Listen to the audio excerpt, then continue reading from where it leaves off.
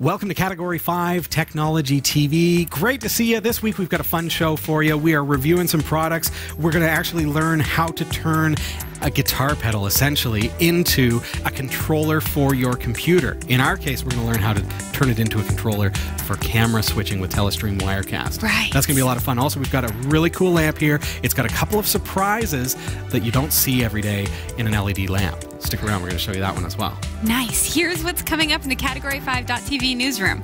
Microsoft has ended production of Kinect, its motion tracking games controller. It may sound like an April Fool's prank, but no, Amazon really does want you to give their delivery drivers a key to your house. A Google company chose Toronto, Ontario as the building site for its futuristic new city. A Microsoft rep had to switch to Chrome during a presentation because Edge kept crashing. And remember the robot that said it would destroy humans? Well, it just became the first robot in the world to gain citizenship. Stick around, the full details are coming up later in the show. This is Category 5 Technology TV.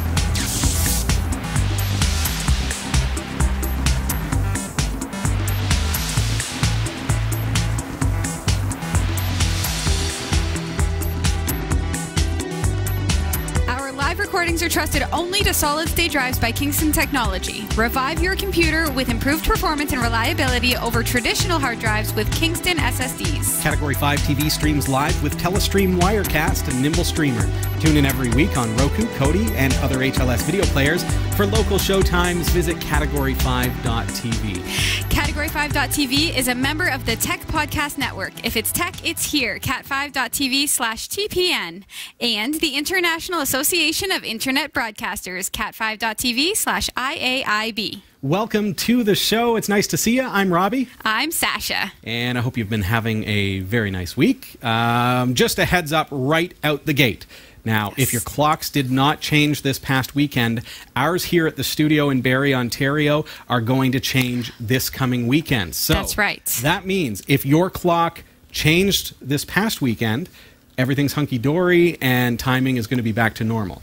Now, if your clocks did not change, however, that means that the show's going to be an hour early for you next week, only in a case that you're watching live. So keep in mind, Right. If you're watching this on cable TV or on demand, if you're on YouTube or Roku or Kodi or Plex or any of those platforms, you don't have to worry about it because those are pre-recorded versus live. It's only if you're catching the show live. Welcome to our new viewers, by the way. Those of you who are watching on Channel 33 in the High Desert, it's nice to have you joining us. If you're new here, if you're catching us on YouTube or wherever you're watching, please get on over to our website, category5.tv. Check out all the things that we do and let us know what you think about what we're doing. Mm-hmm. I was talking to Becca. Now, obviously, this past week was Halloween. Yes. And I was talking to Becca the night before. So Monday night, I said, Right. are we all set? Everything is good? Because I knew I was going to be getting up that morning, Halloween morning, going to work, and then meeting the family elsewhere. We're not going to have time to do anything because I'm leaving Right. from work to trick-or-treating. Right. So I said, is there anything that we... Well... couldn't find any candles for the pumpkins. Uh-huh. This is the night before Halloween, folks. I went to 2 different stores. Everybody's cleared right out of tea light candles. Of course. Never fear, baby. Your maker husband to the rescue. But all I had was a couple of LED bulbs that are basically, 50 bulbs per light bulb. Oh. Which is fine. Oh. It's all I had. So, being the maker that I try to be, I decided to get out some old Cat 5 cable, and I cut off the RJ45s from the end, basically turn an Ethernet cable, a internet cable, into a power cable. No way. Cut the end off of a 12-volt power supply, plugged it all in, got everything working in a parallel circuit, and fired up those pumpkins. And it was like staring into the heart of a supernova. No way. It was Super brilliant. Oh, yeah. Couldn't stop laughing when I saw the picture, and the fact that my phone actually lens flared when I tried to get a picture of it. That's hilarious. It worked anyways, but that's the would-be maker trying to help out. But Right. It did work. Had you known boys thought that it was was, hilarious. had you known that was the case, really you could do those pumpkin carvings where you don't carve all the way through, you just like scrape a little bit, yeah. and So next year, like, don't destroy this idea in any way. Okay. Next year, just like carve with a spoon or however you do it to like to make it thinner. You say that because actually, like a thick pumpkin. Yeah. My daughter's pumpkin there on the left was translucent. That's how bright this light was.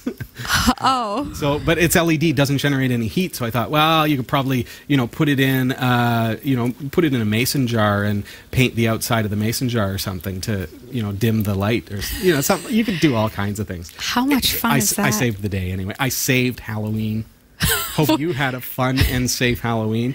I want to say thanks to Orange Man, who was thoughtful and sent us a handful of SAS drives, I don't have a SAS controller, but I want to keep an eye out for an economical solution so that we can plug these things in, boot them up, and then do a demonstration on Derek's Boot and Nuke, which I think would be really cool. Because when you pull drives out of a system, you want to wipe them completely so that any confidential data that's on those drives is gone. Right. So there's your search term, is Derek's Boot and Nuke, or also called DBAN, D-B-A-N. Oh, okay. And what it does is you boot up from a USB flash drive or or a CD if you burn it to a CD, and it will basically wipe every sector of any hard drive that's connected to the computer. Oh, that's cool. Don't run it on your normal computer. No. But you can use this for things like this, where Orange Man sent us some drives and we don't know what confidential data is on there, so we want to wipe them out in order to protect the confidentiality of that information.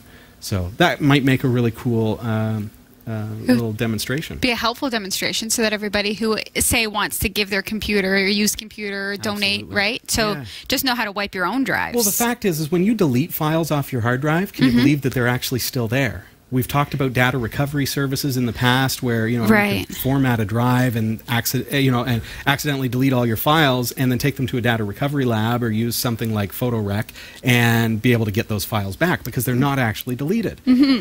So if you give away your computer or sell it or something, you want to make sure that everything is absolutely gone.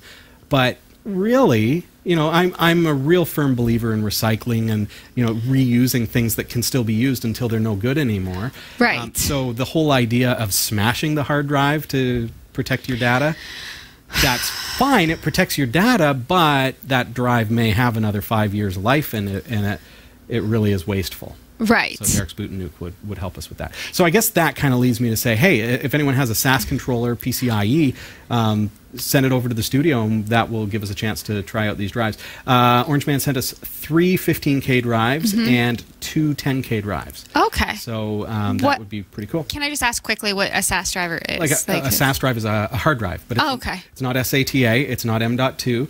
It's a different interface. Remember we learned about SATA versus M.2 during your computer build set? Yes. So this is just a different one. Okay, perfect. A different protocol, as a matter of fact, to be completely accurate. But I don't have any computers that use it, so we need that card that we would plug in order to give us the ability to use those drives. Plus cables, I guess I would need as well. So.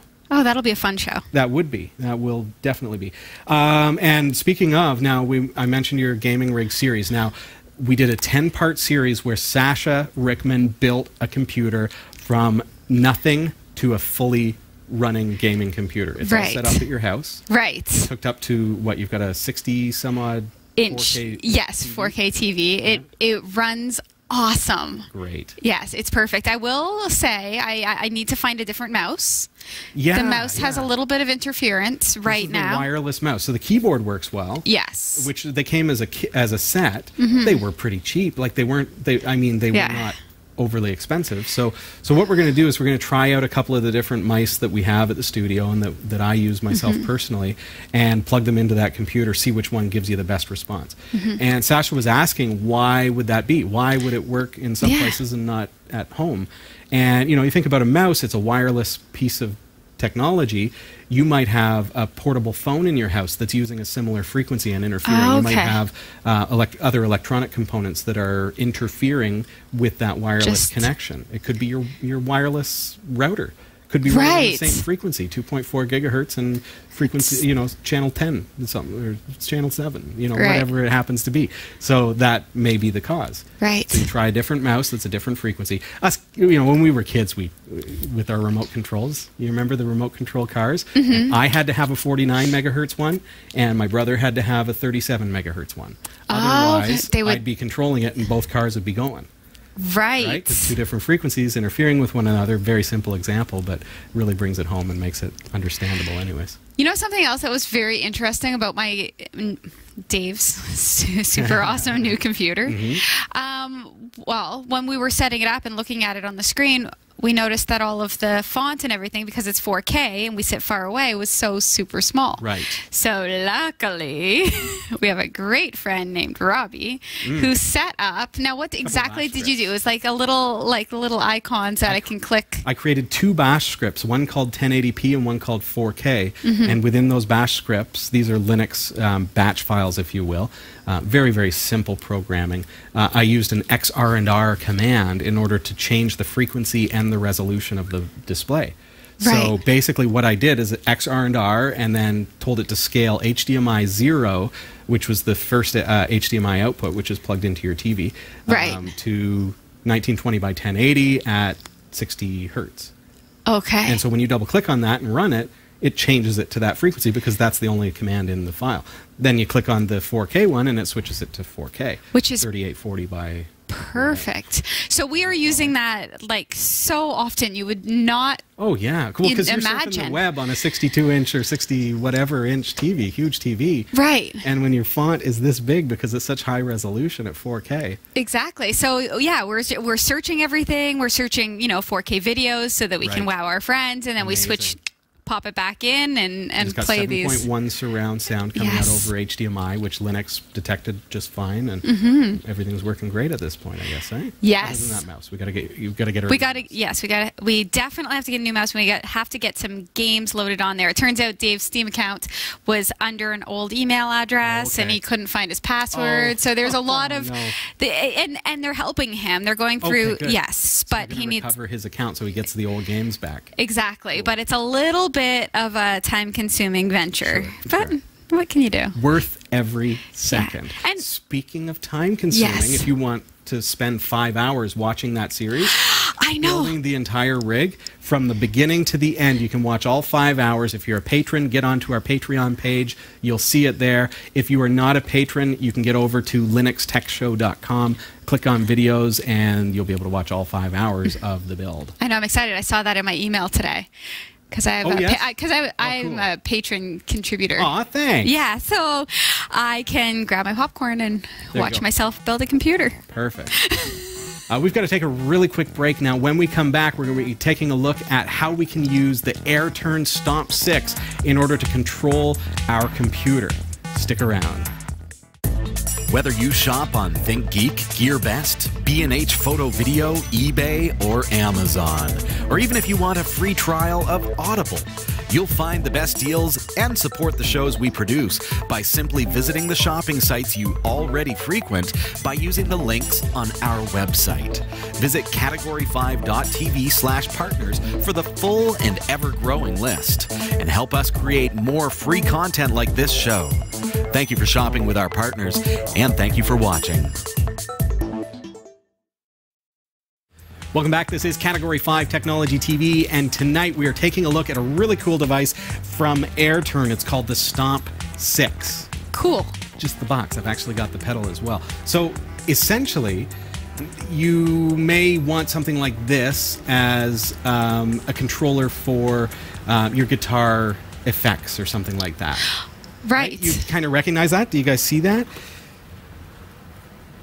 That's kind of the heart Right. of this device. It's called the Yes. Stomp 6 from AirTurn, and what it is in fact a Bluetooth keyboard with 6 keys. Oh. Okay? So we're going to talk a little bit about what that means for us. But essentially, I mean, if you're a musician, this is fantastic. You've got an iPad or an Android tablet.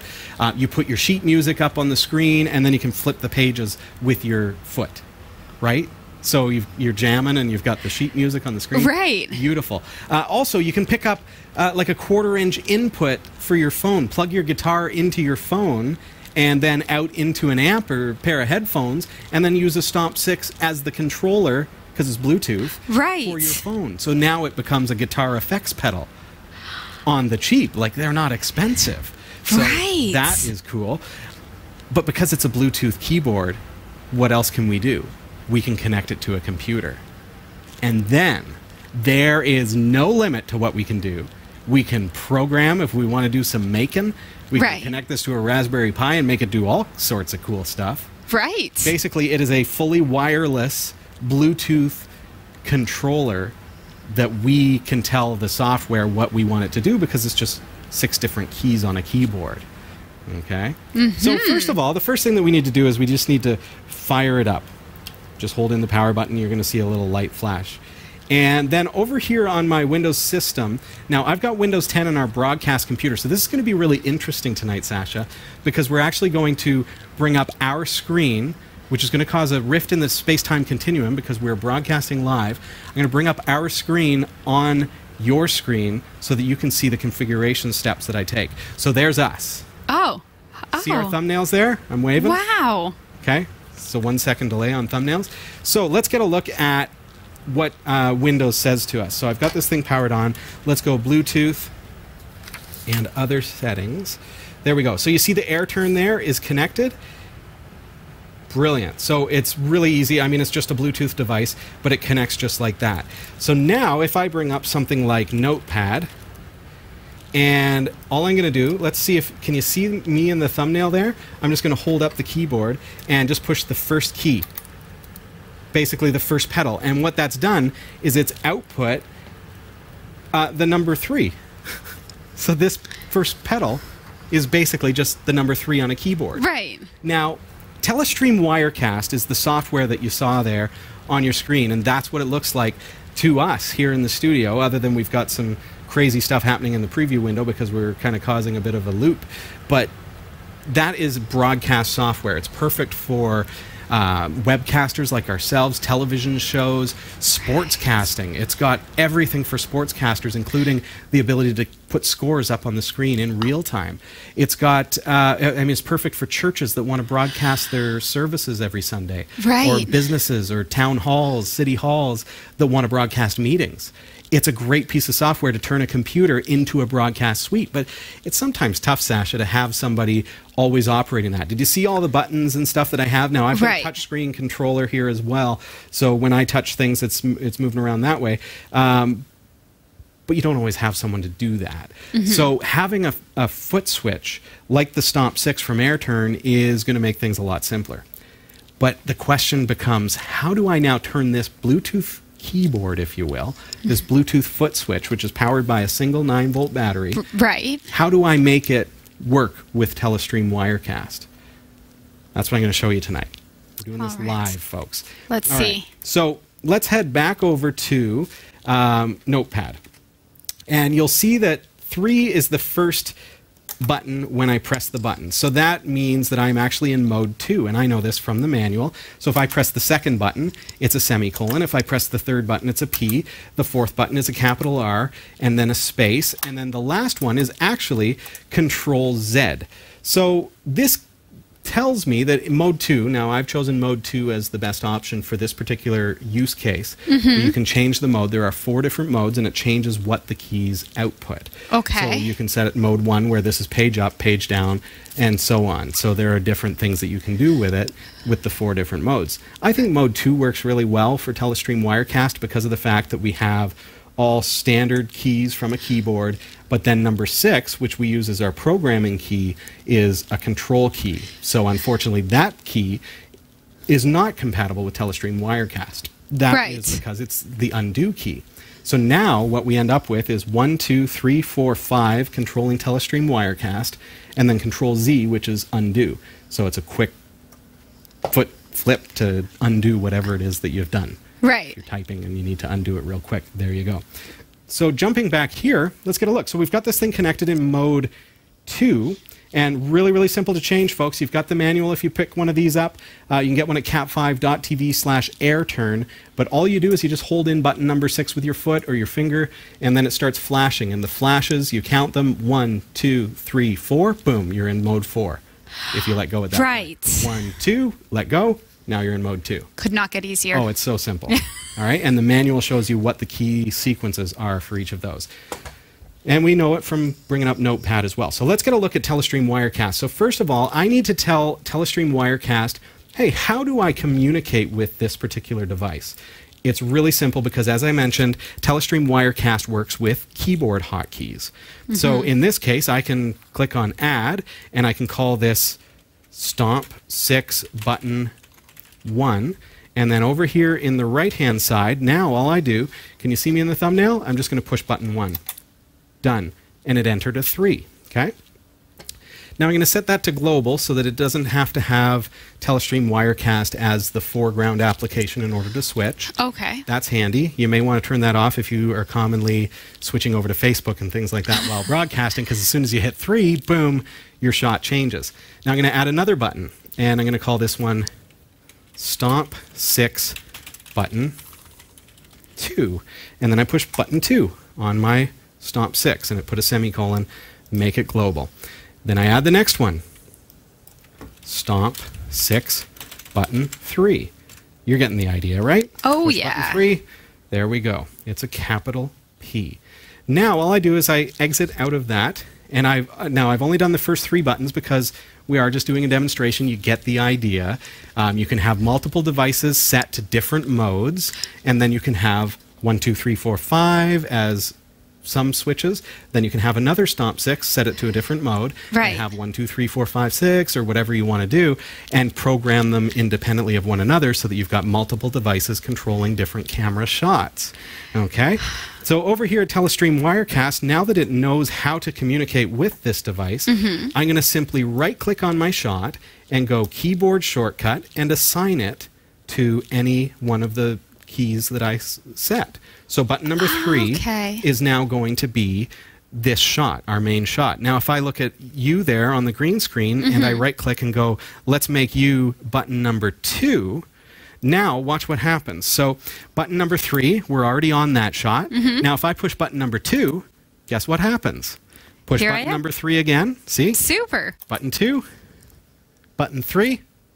I'm just pushing it with my finger. But of course, the idea here is with the Stomp 6, you put that on the floor, it's out of the vision of your viewers, and it's something really, really easy in order to switch between shots. I like to use like a P-Touch labeling system to also put, you know, Sasha shot, main shot, news shot, that kind of stuff. Put it right on there. And of course, it's reusable from task to task. So now that I've set it up with Telestream Wirecast, it's not just a Telestream Wirecast controller. I can now take it to my jam and start using my phone as a guitar effects pedal as well. Very nice cool. and lightweight. Makes it seem like there's a whole crew. It really does. Right? Super, super easy to set up. And there you have it. That's how you do it on Telestream Wirecast. And that, again, is a suite of software that turns a computer into a broadcast system. And it is available at cat5.tv/Wirecast. Check them out. It's a great suite of software. It's what we use here at Category 5 TV. But I absolutely love adding the AirTurn devices to the mix because it gives me a way to switch shots really easily, really seamlessly. And usually you probably don't even know that it's happening because I can just flip a switch with my foot. Right. How cool is that? Check them out again, cat5.tv/AirTurn. Well, Sasha, we've got to take another really, really quick break. When we come back, we've got something from Jabees. I want to show you another great tool for broadcasting, but it'll go really nice on your office desk as well. Right. Stick around. You've got mad skills. Now hone them. Learn new skills or improve your existing ones with online video tutorials and training from lynda.com through our special link at cat5.tv/Lynda. Learn software, technology, creative, and business skills you can use today to help you achieve your professional goals. Join today and start learning.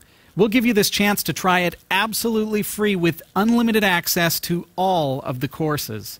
Sign up now for free, cat5.tv/Linda. Welcome back. This is Category 5 Technology TV. Nice to see you. Sasha's here with me. Yes, I am. I'm going to let you talk more. Well, hey, everybody. Here's something that's pretty cool, though, that would go... Oh, were you going to say something? No, did it well, again. I was just going to That's talk terrible. about how I'm excited about this next product that we're showing. I am too. Because it's almost Christmas. That's the And thing. because Dave now isn't like about banned from watching this, I will tell you, I want this. So listen up. This is actually really cool. Now, you remember Jabees. Jabees make fantastic products. They make the Bluetooth headphones that actually work as hearing aids as well. Right. So, they make some really innovative stuff. But what they've done here is an affordable desk lamp. And I know what you're thinking, oh, desk lamp. What kind of tech is fun. this? Right? And I understand that. But this one is really, really cool. I want to tell you a couple of key points about the Jabees lifestyle lamp. First of all, I mentioned just before the break that this might be good in kind of like a home studio environment. If you're Right. shooting some pictures or some video, this would be good. You want to know why? Why? Yes. I do want to know why. When we're working in a studio, we've got these great big soft boxes all around us. They are key to our production because they are daylight balanced. They have a special kind of light bulb that is like the sun. And Okay. they're not super, super, super bright, but it's the frequency, the color that they generate, so it gives a much better, cleaner picture. Right. Now, this light has multiple different frequencies that you can tune into. So by simply pushing a button, and I'm not sure how well you're going to see the change on your screen, but I can actually select between 2800, 3400, 4500, and even 5600 Kelvin. So that means I can Perfect. change the color frequency. So that makes it multi-purpose. If you're reading at night, you want something really low frequency so that it's kind of like an orangey hue. Right, like a warmer light, Yeah, right? very warm. And then during the day, or if you want to use it as something like a broadcast lamp, which I think is a really great idea, especially considering the form factor, you can set it to like 5600 Kelvin, which is daylight. Beautiful light. You can also adjust the brightness. So I can actually turn it up. And again, I don't know how well this translates on a camera, but it does make a difference to us. I also like here at the studio, I can set a timer of 1 hour or 2 hours and it'll automatically shut off. So if you want to turn it on and then have it turn off for you automatically, Right. it's just a single touch. And these are all touch sensitive buttons, not even buttons. You just touch them like, those touch lamps. Yeah. It's just like that. Very neat. Now, what does this have to do with tech, Robbie? Okay, great. I'll give it that you can change the frequencies of the light without having to change the light bulbs. Usually you have to do that to get different frequencies. Right. What makes it so cool from a tech perspective? Any idea? Well, I feel like I have an idea. Ever heard of QI? Yes, I have. So, Sasha's got a particular little phone here that she brought in and set down next to this lamp, and suddenly it started charging the phone. Because it has QI compatible Right. charging. There it goes. It's charging. It's at 81%, and your screen has just come alive. So let's get a look at actually in the box, and I know that there are some instructions here that tell us a little bit more about it. So nice, nice design. It Right. folds down and is, I don't even need to really get into the box because of the fact that I've got one already set up here, but we can articulate it. We can do all kinds of things. It does not swivel left and right, but it goes up and down Right. and can be kind of tilted in such a way that you can get it out of your eyes or tilt it up and kind of illuminate the room a little bit. So, but the QI technology is really, from a technology standpoint, this is something that we want to start seeing in our devices. So as far as that goes, what it means is if you've got a phone that has QI compatibility, if you've got a smartwatch, if you've got any device that has the QI logo on it, it will charge it by just simply putting it on top of this lamp. which is Just on the base. perfect. So we're talking Samsung Galaxy's S6, S6 Edge, S7s, S7 Edge, Nexus 7s, Nexus 4s, 5s, 6s, Nokia Lumias, Motorola Droid Max, Droid Mini, Moto 360 smartwatches. The list goes on. HTC has it, LG has it, and so much more. It says Oh, I just saw G3. It's not compatible with my G3. Oh, wah, I need to wah. upgrade to something newer. I hear what you're saying, Jabees. However, things like the iPhone 6, even down to the 4, you can buy special cases that have QI. And then that makes it so that it will automatically charge as well. Same thing with the Pentax and Blackberries, if you have a Z30 or something like that. So this will charge your phone just by simply setting it down. No cables. But, oh, my LG G3 doesn't have support for it, so what do? It also has a USB port in order to plug in my phone for standard charging. Well, that's not so bad. Pretty brilliant. So all in this nice little form factor. You can get it at cat5.tv/lamp. /lamp. Yeah. You can get it for Sasha for Christmas. Yeah, Dave. Christmas is coming, and it's November 1st. It's like the day after Halloween while we're shooting this. Right. And here we are already talking about Christmas gifts. Well, it's almost time. Got to be considered. Got to be considered, folks. I love lamp. That's cool. Okay. You want to hop into the newsroom? I certainly do. Awesome. All right. Here are the stories we're covering this week in the Category 5.tv newsroom. Microsoft has ended production of Kinect, its motion tracking games controller. It may sound like an April Fool's prank, but no, Amazon really does want to give you their delivery drivers a key to your house. A Google company chose Toronto, Ontario as the building site for its new futuristic city. A Microsoft rep had to switch to Chrome during a presentation because Edge kept crashing. And remember the robot that said it would destroy humans? Well, it just became the first robot in the world to gain citizenship. These stories are coming right up. Don't go anywhere. Jeff Weston, Yeah, man. you're building a brand new, beautiful website, What? aren't you? No. Am I? Oh, you're a terrible actor. What? This is where acting comes into play. Oh, I didn't know we were acting. You're supposed to act. Okay, fair enough. All right. Yeah, I'm building a really cool website. Are you building a really cool website? Just because Jeff is confused doesn't mean you have to be. Visit cat5.tv/dreamhost to sign up for unlimited web hosting for your website with unlimited email accounts, MySQL databases, the latest version of PHP, WordPress, and more, and even a free domain name registration. It's less than $6 per month, so sign up today. cat5.tv/dreamhost.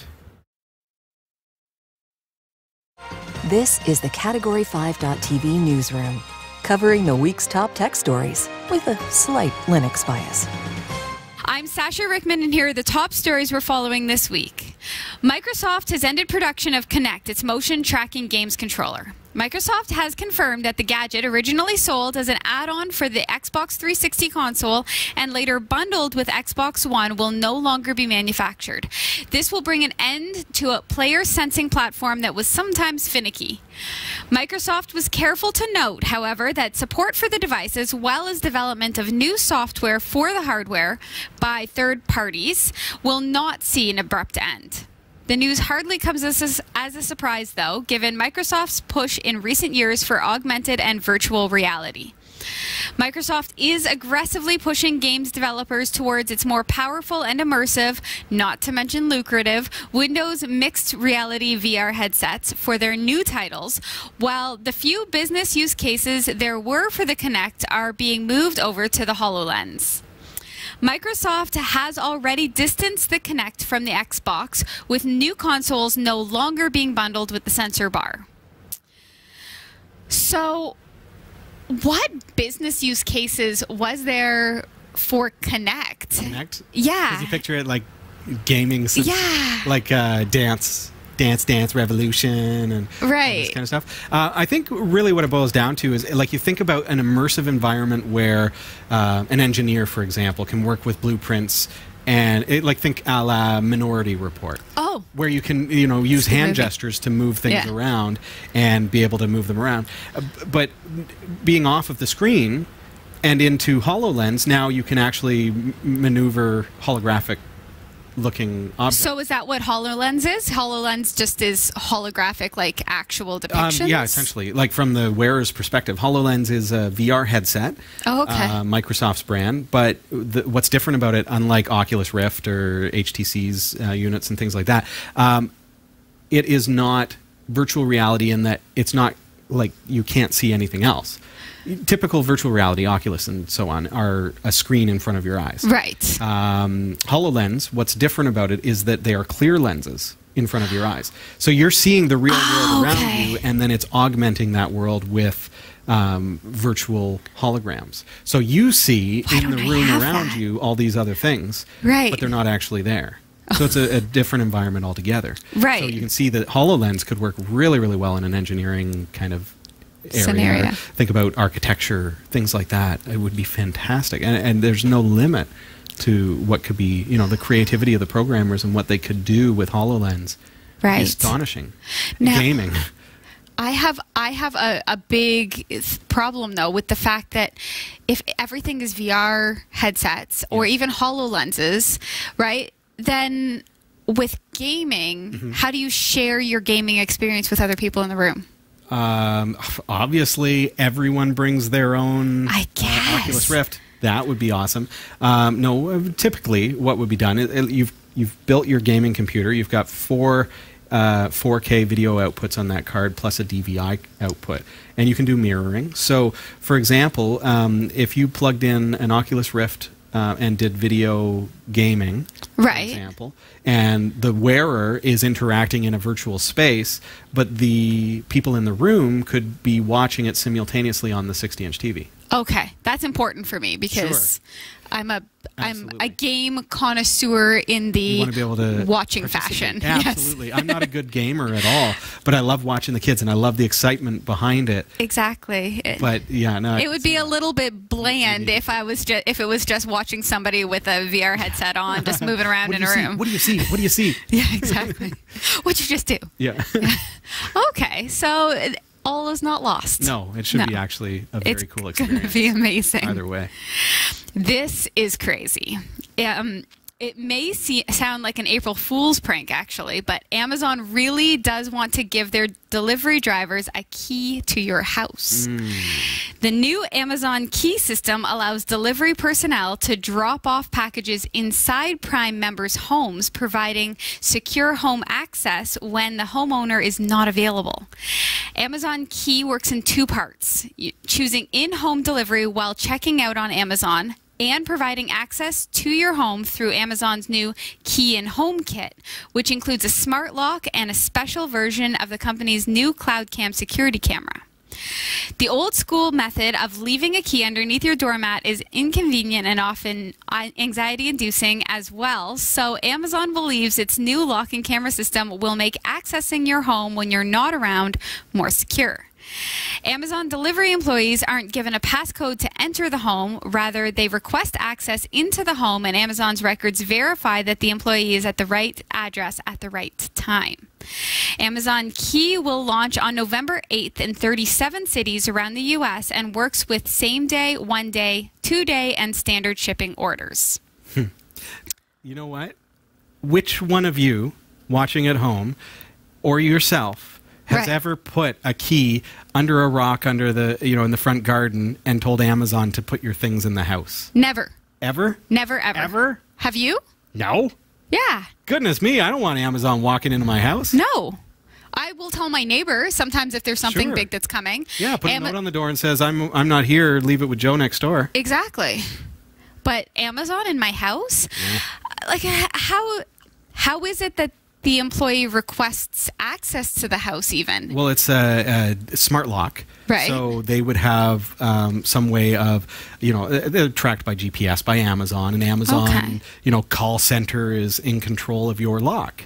So when the delivery person arrives, then all of a sudden your cloud cam turns on, and so you can see on your app that, hey, the delivery person is there. You can actually see them entering the house, and Amazon will actually unlock the door for the delivery person. Remotely. Right. Yeah.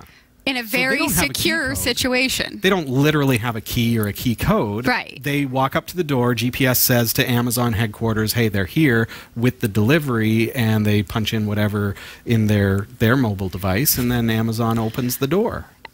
There is no way that that's not hackable. It really does seem like a April Fool's joke. Like if it was not November, I'd be just...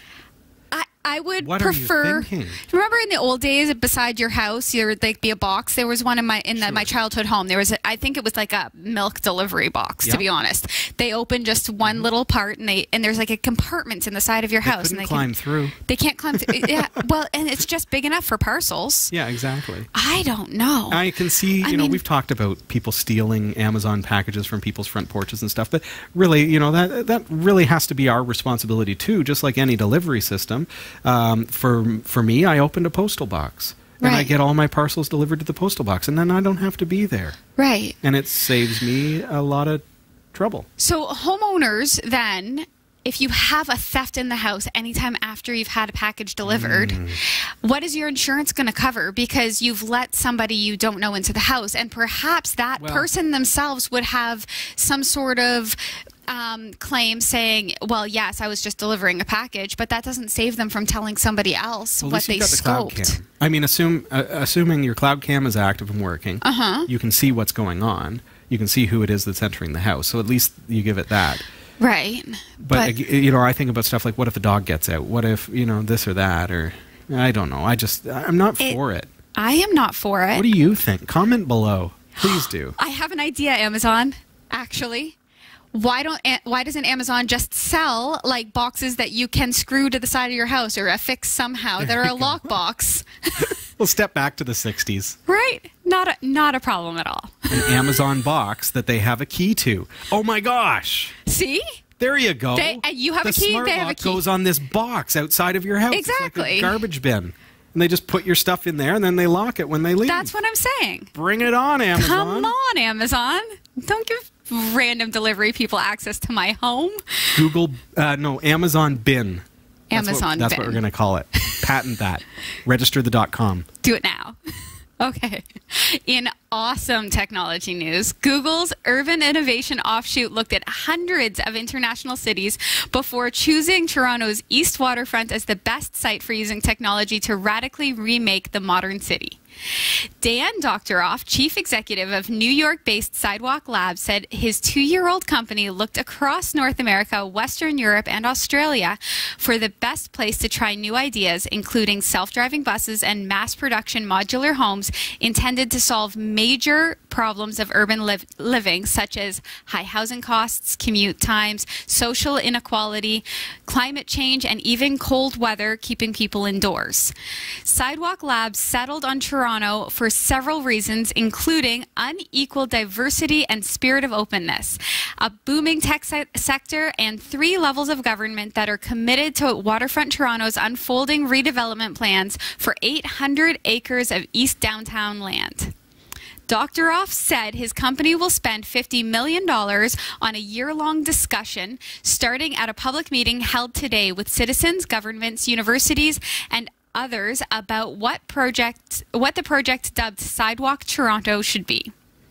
Google Canada will move its Richmond Street headquarters to the area. Sidewalk Labs says it would have an insatiable appetite for partnership with other companies, including local tech startups, as well as universities and others on the build-out. Officials stressed that all plans are tentative until the end of the consultations. Nevertheless, the Sidewalk Labs winning submissions paints a futuristic picture. Transportation would be provided by small self-driving taxi bots, controlled by app services with self-driving buses to follow. An already planned waterfront light rail line would link new communities with surrounding areas. The flow of people would be monitored and maximized by computer sensors constantly analyzing data. Instead of city garbage trucks rumbling through streets, robot vehicles would move waste and other goods through underground tunnels. Weather mitigation features, including windshields and possibly heated surfaces, could double the time people spend outside and encourage cycling and walking. There are big questions and challenges. Some worry that Google, which makes money with data about people's lives, could use the new project in a way that jeopardizes privacy. Sidewalk Labs documents that were released last month don't dispute that such data will be collected, but do try to lessen such concerns with assurances that security and privacy protection will be part of the new infrastructure. Lots of concerns there. Wow. Like lots of really cool stuff happening. Right. I think like the future city is the future. But what about putting Google in government, basically? Like, who elected Google to be the government of this future city? Do you know what I mean? Yeah, I do know what you mean. Yeah, it's the money that that elected Google. Yeah, it's the money. The money did that. Yeah, but do you understand that? Like, what they're going to have to be granted, basically, blanket ability to run this community. Right. To be the government of this community, essentially. True. And if that happens, well, what does democracy have to say about that? And our voting, who are we voting for? Right. So, not to get political, but there are concerns, I think, that are quite valid there. But from a technological standpoint, right. How cool. Very cool. One question I really have about that story was social inequality being changed by technology, which doesn't exactly, like, it sounds like a little bit of like pretty talk to me. Like, why would they say that? Why would they just add that in? It's fluffy talk. How can that how would that work? I can see some other things, right? Like, yeah, you mentioned that, and immediately, I know social inequality, but the word socialism comes to mind, and I start to wonder, is it a utopian society? Is that what they're trying to build? Wow. Are they trying to build something where nobody is for want and everybody is taken care of, or what's the deal?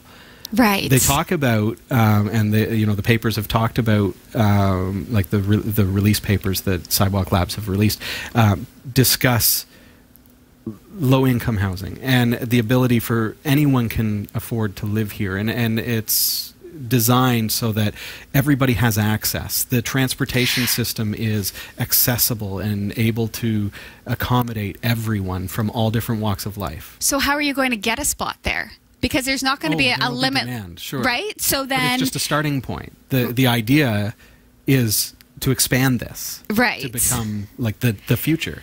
One thing I love about this, and I saw a video a long time ago about solar roadways, and I feel like perhaps this is the time, right, where that could actually happen. Yeah. Right? And that's a cool idea, too, where the solar panels in the roadway are able to absorb the sunlight during the day and then feed it back into the infrastructure at other times, or even feed it back into electric cars and vehicles and things like that. Right. There is the thought too that if they're doing away with garbage trucks, they're doing away with garbage truck drivers. If they're doing away with again, socialism comes to mind. Right. The thought that, hey, robots can do the job for us. We can just enjoy life and live for different purposes in a way. Right. Live to live rather than living to work. Right. I do love the idea of garbage being taken away by garbage bots underground tunnels, which That's also cool. means that you could probably get your Amazon orders through underground tunnels as well, which is amazing. Amazon Underground. Patent it, register.com. We're ideas today. Okay. A Microsoft rep has been caught on video switching from Edge to Chrome in the middle of a sales pitch because the native Microsoft browser kept crashing on him. The presentation was designed to show customers how easy it is to migrate apps and data to Microsoft Azure, except it would seem that that's not the case if you're using Microsoft's own web browser, Edge. Nice. Oops. As Edge hangs, the unknown Microsoft demonstrator says, I always love it when demos break, so while we're talking here, I'm just going to install Chrome. He chuckles as the audience breaks into a nervous ripple of applause. It's all very charming and friendly, and everyone is on the same side, but it still makes for slightly cringe-worthy watching. He goes on to complete the demo in the competitor's browser to a chorus of giggles from the audience. Microsoft Edge is currently way behind its rivals in terms of market share, in particular Google Chrome.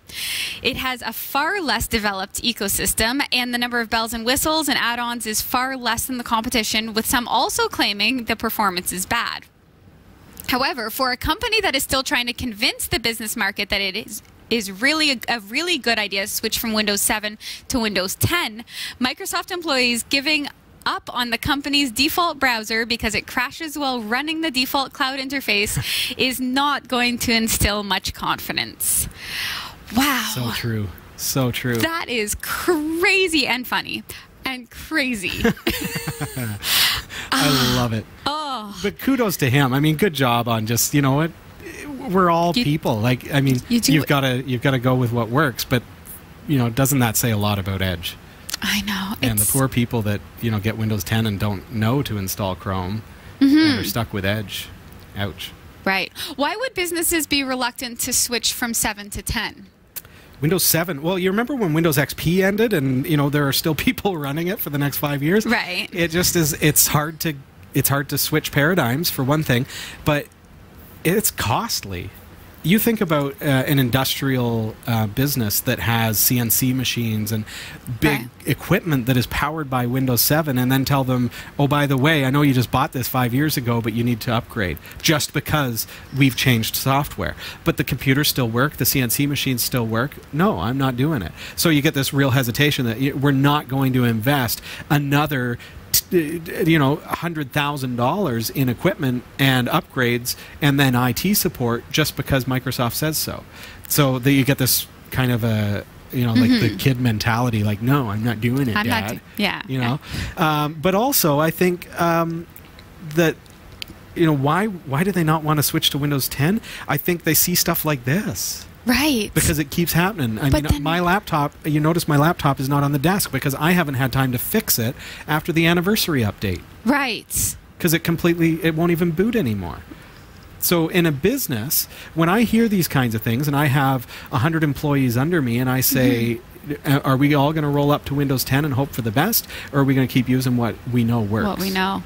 What we've invested software dollars on. But then it kind of begs the question, like, don't they have enough money to make it good? Like, why is it Microsoft? why is it so underdeveloped? Why is Edge versus Chrome? The browser, okay. Why isn't it working? It doesn't make sense to me with a company that has it seems like limitless resources. Sure. Why is their default web browser so far behind Chrome? I mean, you got to think about Chrome and the release system and the development platform that Google has for that browser, and you've got pretty much weekly updates happening to Chrome.